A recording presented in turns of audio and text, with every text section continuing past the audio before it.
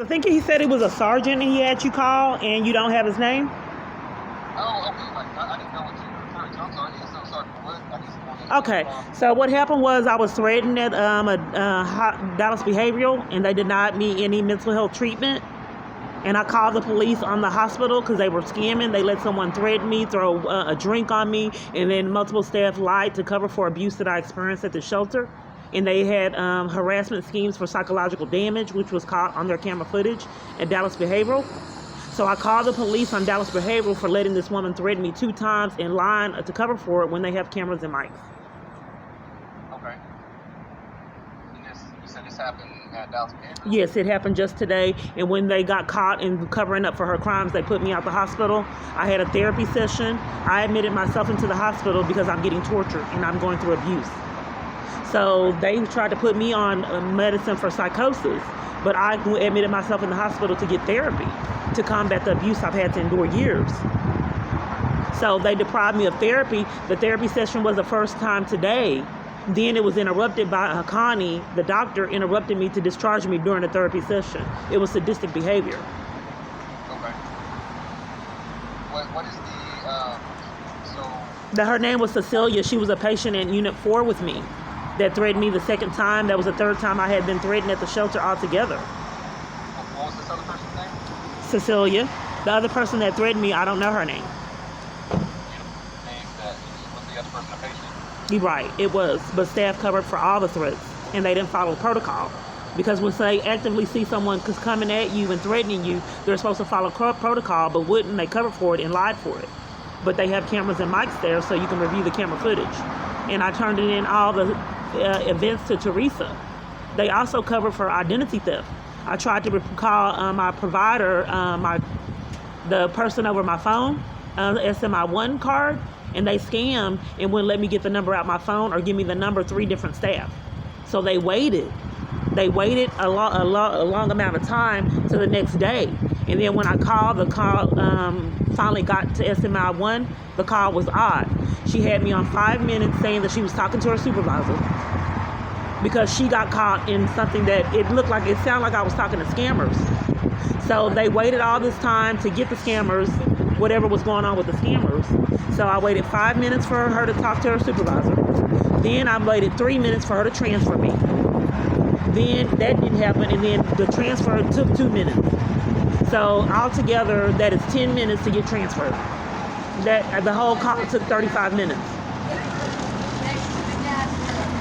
So they claim that they're going to send my card to George Allen because I'm forced into homelessness. So there's so many scams to keep me in financial abuse, in addition to keep me homeless and tortured. So I'm trying to do a police report to figure out the origin of all this chaos that I've had to endure for years. Gotcha. Where do you normally live out? I don't have any history here in DeSoto for you. Do you stay here in DeSoto? That's where it happened at Dallas Behavioral. Are you denying me a police report? This would be the second time I did a police report and police covered for crimes. Actually, the third time today that police covered for all the experiences. Like, are you behind them? Because I don't understand why police keep covering for crimes. I thought I'd do a report for you. I've said some amazing things that happened, so I'm just trying to do a report. Okay, I'm trying to ask you some questions about it.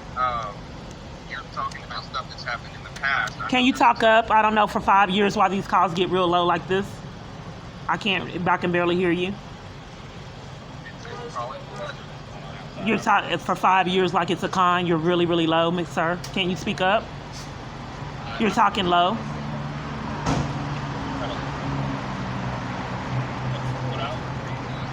You don't want me to hear you, sir? Are you trying to hide something?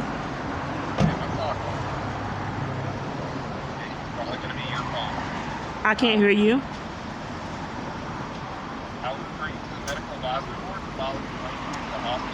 I don't know what to do if you are talking, trying to have the disguise and to prevent me from hearing you, sir. Can you talk up? Why would you tell me to have a good day?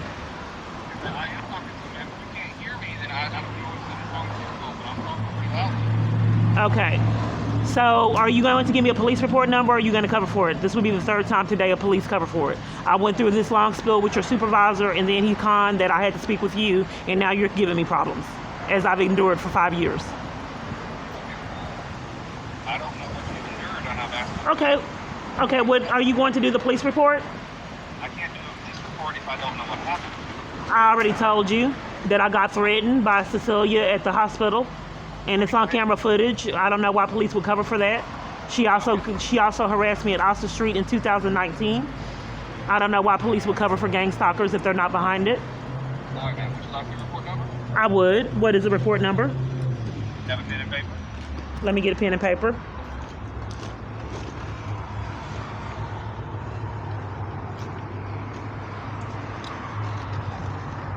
What's the report number?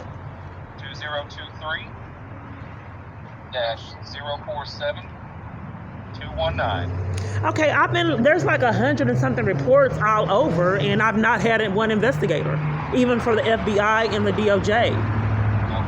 So I mean 2023-047-219. Am I going to get an investigator this time? Because I haven't got an investigator for like 100 or so reports.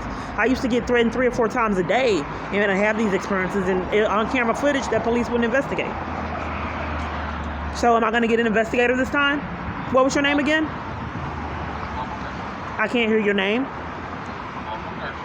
Can you spell that? A-I-R-C-H-E-R. Can you repeat that? A-I-R-C-H-E-R. Okay, and your badge number? 303. And am I going to see an investigator this time?